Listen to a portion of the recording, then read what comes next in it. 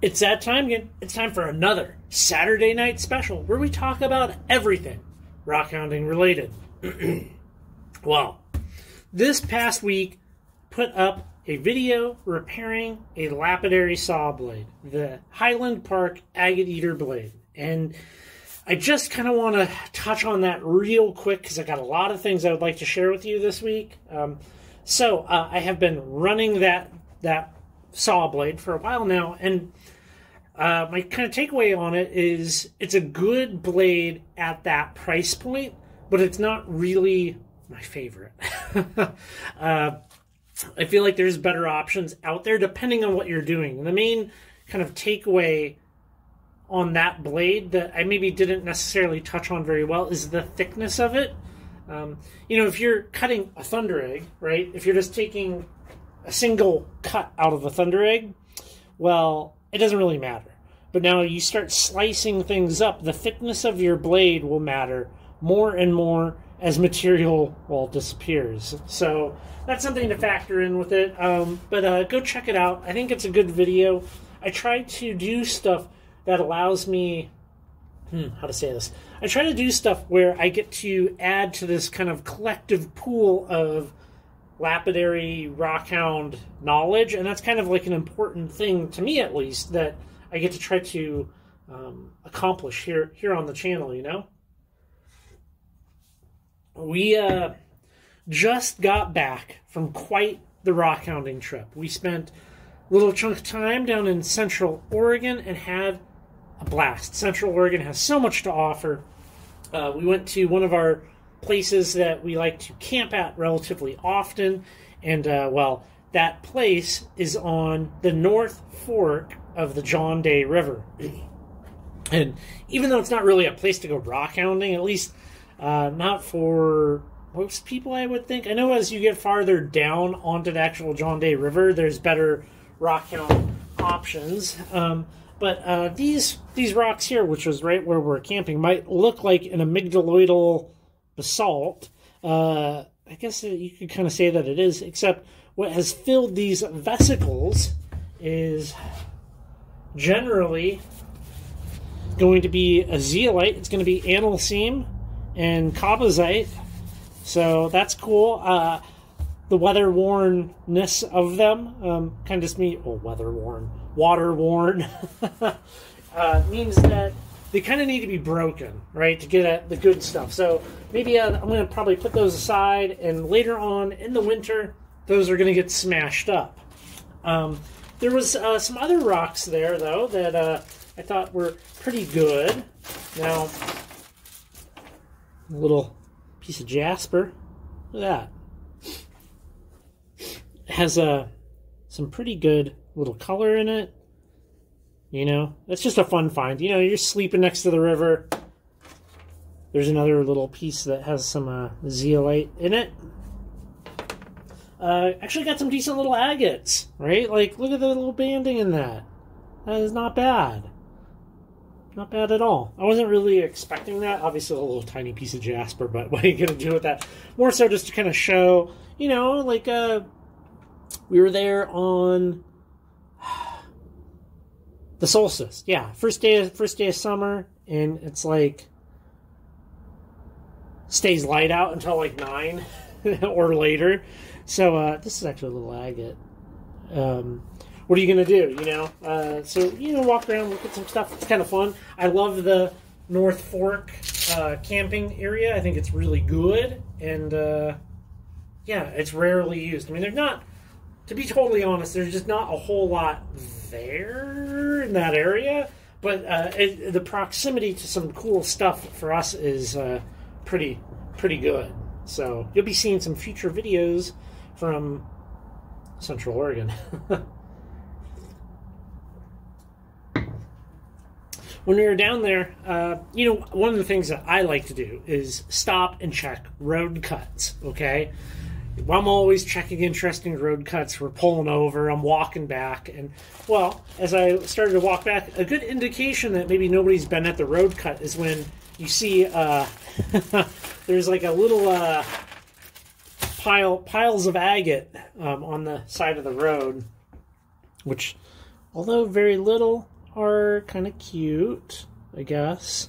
But I just picked these up as an example because, you know, generally if somebody had pulled over, right, and was going at that road cut that I thought had somebody working at it, they'd probably have picked up these little agates. I just thought that was kind of interesting. Picked up those walking next to the highway for, I don't know, a couple hundred feet or so. Makes you wonder just how many agates have been ground. Agates and opal have been just ground into gravel, right? Like, all the time here in Northeast Washington, we go to, like, you know, a gravel parking lot at, like, a trailhead, and you'll see little bits of agate, and you'll see little bits of opal, and, like, nice little things, and they're just, like, ground them, you know? And the reason for that is often a lot of the rock that you find out here is being, like, you know, it's quarried, and in huge swaths of, like, it's southeast Washington, northeast Oregon, it's all farmland. So, like, you're not really seeing a whole lot of exposed rock as opposed to stuff that has been quarried out and then relocated. I really wish I had access to some of those quarries. Who knows how big some of these veins are that just get ground up, you know? I mean, I'm just curious, I guess. I'm curious. When we were down in Central Oregon, we stopped in Mitchell.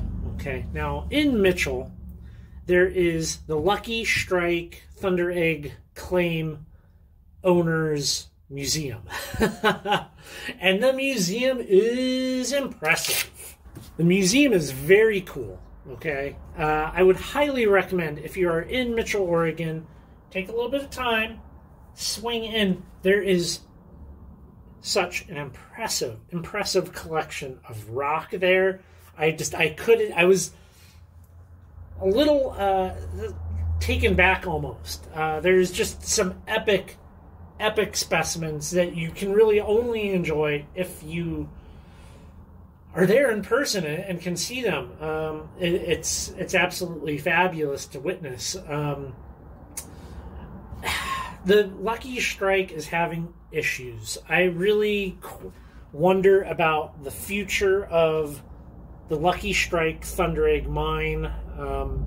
You know, I've heard a number of different reasons as to why they are not open. I've heard fuel prices are a problem. I've heard the road is a problem. I've heard things about the actual claim about having to do remediation and not having the money. I've heard it all from varying different sources.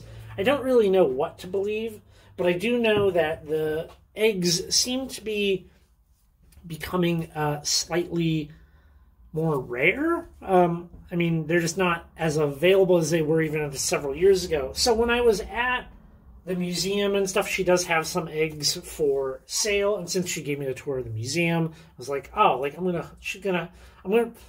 I felt like I wanted to at least buy something, you know. I mean, I'm not a big guy for buying eggs, but I did buy some Thunder eggs, scooped up some of the Luckystrike eggs for some future cutting, and it, you know, feels good to kind of like support them. Maybe they can take some of the few dollars that I have, and they can use it to maybe get some gas for their excavator. At this rate, though, I bought them like half a gallon of diesel. I'm exaggerating, of course. This was more than $3 of Thunder eggs. But still, very cool. This summer, if you are in Central Oregon, you need to go down to Mitchell and go check out the museum. Well worth the excursion. Well worth it. Man, I just feel like I'm all over the place with this one this week. A lot of cool things have came in. We were gone on this trip, you know, and something very cool showed up at my P.O. box. Something very fun, a very lovely gift from James. Can you even see it? What we have here is a pressure pot. We have a pressure pot, which can be used for well, a number of different things. Primarily, the way these are used would be to stabilize rocks that need stabilizing. And got the vacuum pump here, you know. So that'll be a fun future project. You may have seen this when I was with my buddy Curtis. We, over at his shop, he has a setup like this, and we forced some water back in the anhydro agate that was given to me by Kyle over at World of Rockhounds. Downside of it was we didn't probably soak it long enough under pressure to try to force, I don't know, max level water back into it. And probably needs like hours and hours. So now I can do that. I can spend hours and hours because, you know, I don't want to, I don't know. I feel like I don't want to put people in a position where I'm kind of imposing. So it's very cool that I now have my own pressure pot. There's a lot that you can do with stabilizing. There's not a whole ton of information out there, so I'm going to be doing some trial and error. I'm going to be picking people's brains. I'm going to ask Curtis 9 million questions, so get ready for that, Curtis, if you're watching. I'm going to be harassing you with questions before you know it. Also, okay, I'm going to take these gloves off for this so I can actually show you. Well, so some of you probably already know about the stickers. Okay, so I got a load of stickers back in the mail, which is awesome, stocked up. If you haven't seen my lovely Don't Lick Rocks or Currently Rockhounding stickers, I'm now set for a while on these. You may have also seen this one in the past, which this is a fun focus. Okay, this thing's screwing up with the, for some reason my phone's trying to focus on that.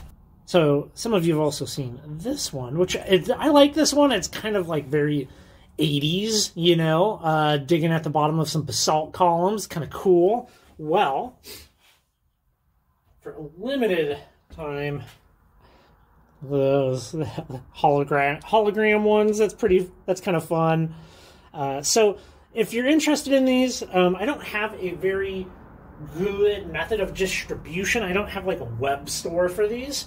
I just have them up on the website, and the way it works is anybody that decides they want to make a little donation to the project, Currently Rockhounding, you know, it could be whatever, the website, the YouTube channel, the podcast, whatever. I send some of these stickers out as a thank you. I will drop a link down below to that. That helps me out a great deal with, you know, all the things, the production of the videos and the website and just all of it. So if you're curious and you want to go check it out, you can head over to currentlyrockhounding.com/about, and it is over there. So, or wait, support that, it's over there. Anyways, check it out, much appreciated. So, yeah, that.